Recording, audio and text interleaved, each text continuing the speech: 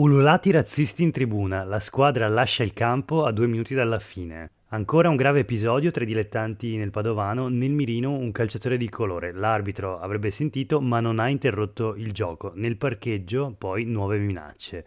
Questo è Sveglia Veneto, io sono Jack Calcetto e oggi è lunedì 11 novembre 2021. La prima notizia di oggi la troviamo sulle pagine del Gazzettino. E quindi leggiamo: cori razzisti dagli spalti contro il giocatore di colore della squadra avversaria. Succede a Granze, in provincia di Padova. L'articolo è firmato da Marina Lucchin e Davide Zaghetto per il Gazzettino, appunto.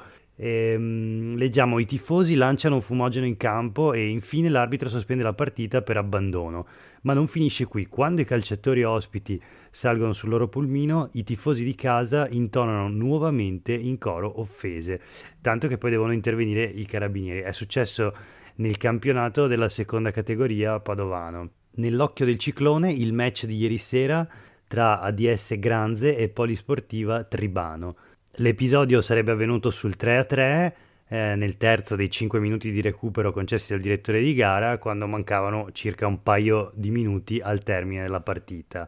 Il dirigente del Tribano, Emanuele De Cilesi, ha raccontato quegli attimi concitati. C'è stato un coro razzista chiaro, sentito da tutti, di 2 o 3 persone nei confronti di un nostro giocatore, Diediu Mussa.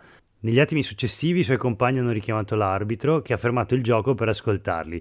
L'arbitro ha detto che ha sentito chiaramente l'insulto razzista, avrebbero mimato il verso di una scimmia, specificano i giornalisti.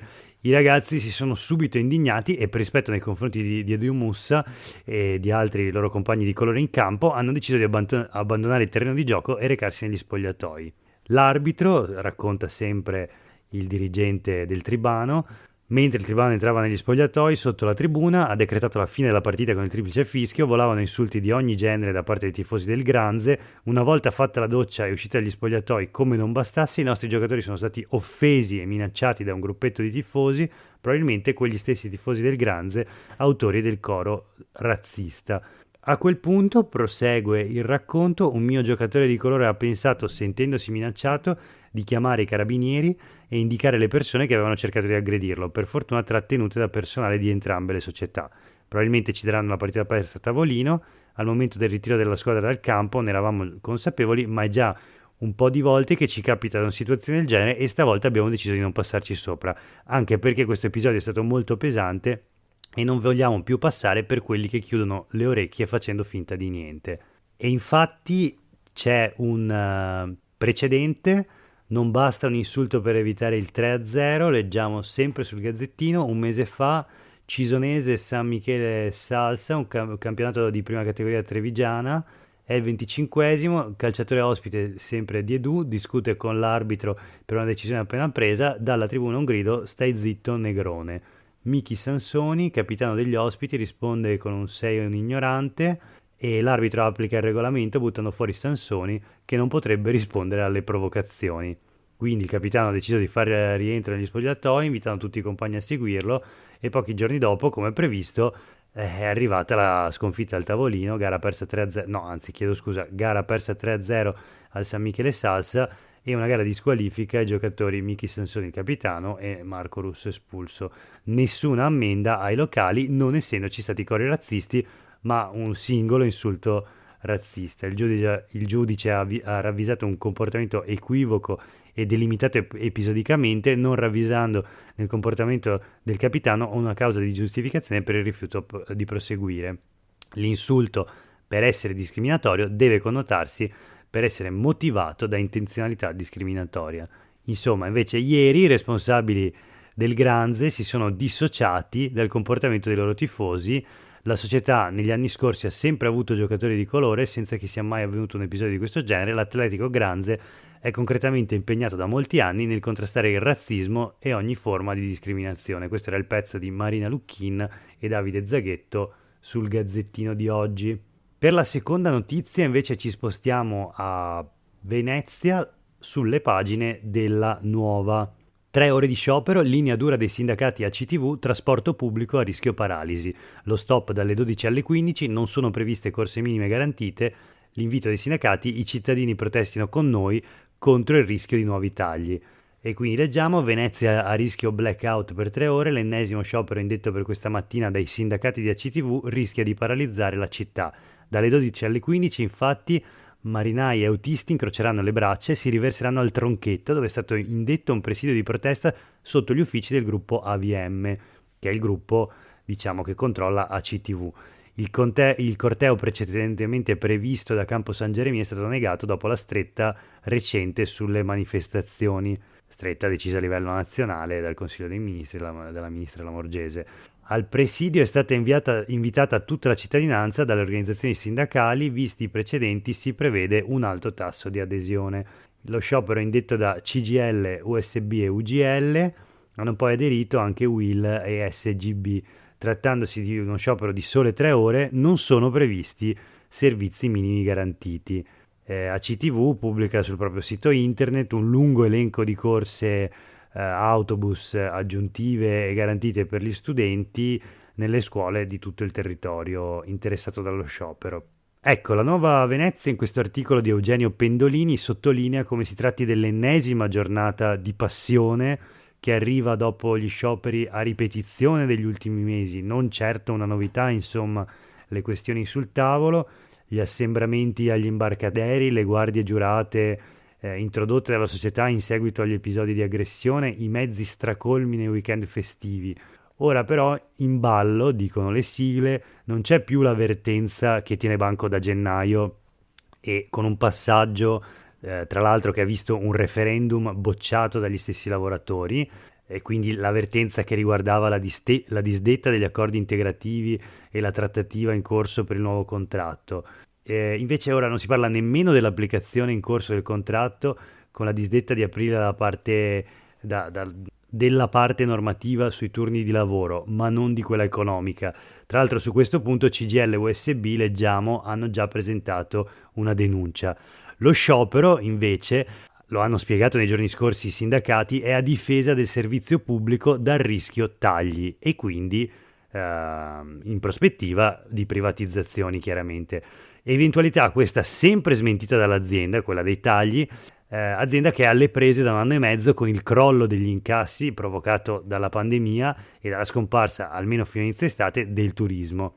C'è la necessità di ridurre i costi e evitare il fallimento, spiegazione che però continua a non convincere i sindacati.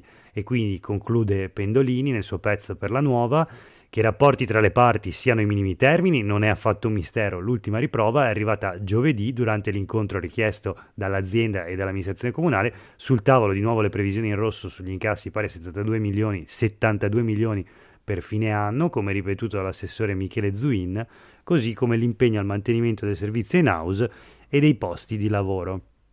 C'è anche un botta e risposta tra sindacati e azienda sul tema della malattia e quindi troppi malati in ACTV, basta diffamazioni, rispondono i sindacati, insomma, che negano che ci sia un ricorso eccessivo ai certificati di malattia da parte dei lavoratori ACTV.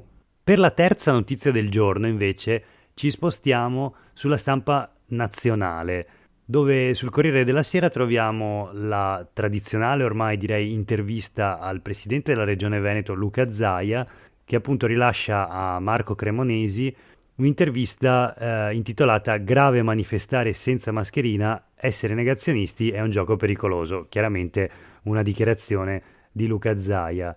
Il governatore veneto, dopo il maxi corteo di Padova, il dissenso è un diritto, ma no a fake news e aggressività. Questo invece era il sottotitolo del Corriere della Sera. Rispetto per il prossimo, dimostrare che si seguono le regole darebbe più valore alla contestazione, farlo non è dittatura, è rispettare il prossimo. Il ragionamento di Luca Zaia lo leggiamo appunto in questa intervista di Marco Cremonesi: se vai a manifestare contro il Green Pass senza mascherina, evidentemente il problema è più grave, significa negare il virus. Luca Zaia non lo nasconde, sono molto preoccupato. Le 5.000 persone che sabato hanno manifestato a Padova, l'aumento del virus tra gli sport di squadra, la lenta crescita dei contagi fanno dire al governatore veneto che la pandemia non è superata. Ecco, leggiamo allora alcuni stralci di questa intervista a Luca Zaia che ricordiamolo, è il presidente della Regione Veneto. Non si capisce perché i quotidiani nazionali continuino a usare un termine, quello governatore, che diciamo non appartiene al panorama italiano, ed è preso in prestito dagli Stati Uniti, dove i governatori sono, come sappiamo, i presidenti, i capi del governo degli stati. Allora, ma cosa si può dire a chi scende in piazza senza neppure la mascherina? Questo virus è stato un big bang della storia, sanitario, vista l'immane tragedia, e anche economico, ma rischia di esserlo più a lungo di natura sociale, dice Zaia. Si è diffusa l'idea, c'è un refuso qua, che del virus non si muore, o addirittura che il virus non esista. Di certo il virus sopravviverà a se stesso proprio come spaccatura sociale. Modello austriaco, lockdown per i non vaccinati? Chiede Cremonesi. Credo che da noi sarebbe di difficile applicazione dal punto di vista costituzionale, e a me piacerebbe pensare a noi stessi come una comunità, non riempirci di divieti. Come al solito fa più rumore la pianta che cade che la foresta che cresce. Usa questa metafora Luca Zaia. In Veneto quasi l'85% delle persone è vaccinato, ma sono molto più rumorosi alcuni di quel 15% che non lo è.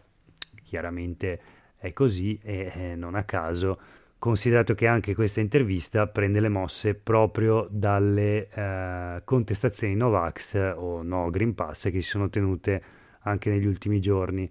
Insomma, è preoccupato Luca Zaia. Molti manifestanti sono negazionisti. Sì, ma è un gioco pericoloso. Vedo che chi parla alla gente, dice Zaia, magari esponenti della comunità scientifica, riduce il Covid a un'infezione che si cura in casa. È così nel 95% dei casi, ma il 5% dell'ospedale ha bisogno, e come. In Veneto abbiamo avuto 470.000 contagiati dal febbraio 2020, e poi insomma l'elenco dei dati. Con la terza dose si aspetta proteste? Che le devo dire? In Veneto l'80% dei pazienti in terapia intensiva sono non vaccinati, dice Zaia. I numeri ci confermano che siamo di fronte a un'ondata classificabile in una certa misura come pandemia dei non vaccinati. Utilizza queste parole Luca Zaia, pandemia dei non vaccinati, un dato che parla da solo, ma se non si vuole prenderne atto, la terza dose, puntini puntini, la terza dose è il booster necessario per il percorso vaccinale, ma il pensare che si rinnovino le occasioni di diffusione del virus per la volontà di tirare la corda, è deprimente.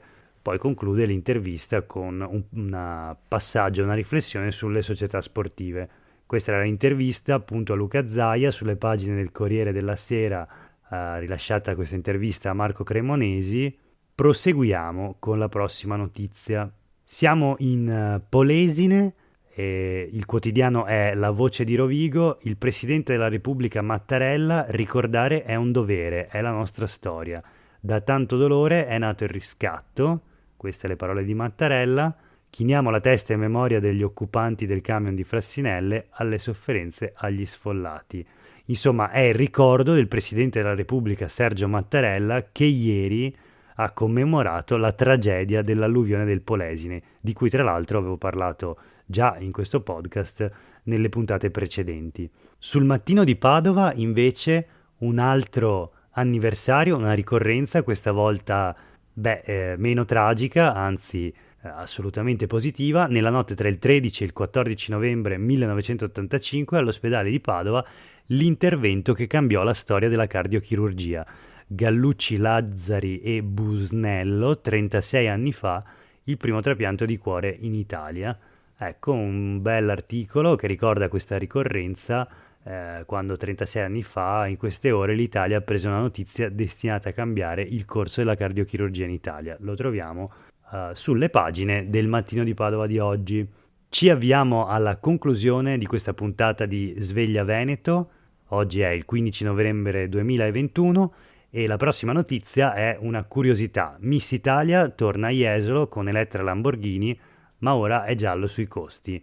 La notizia sul Gazzettino di oggi, un articolo a firma di Giuseppe Babbo, leggiamo: Salsomaggiore beffata, il sindaco Zoggia di Jesolo incontra Patrizia Mirigliani per l'accordo, finale il 18 dicembre al Pala Invent, ma non ci sarà pubblico né diretta televisiva. Il sindaco Zoggia non commenta, però restano da definire solo gli ultimi aspetti del contratto, parrebbe, quindi una sorta di, diciamo, retroscena del Gazzettino su il concorso di bellezza Miss Italia. Noi ci fermiamo qui, non senza però prima aver recuperato un messaggio dalla posta. Ti ricordo che puoi sempre scrivere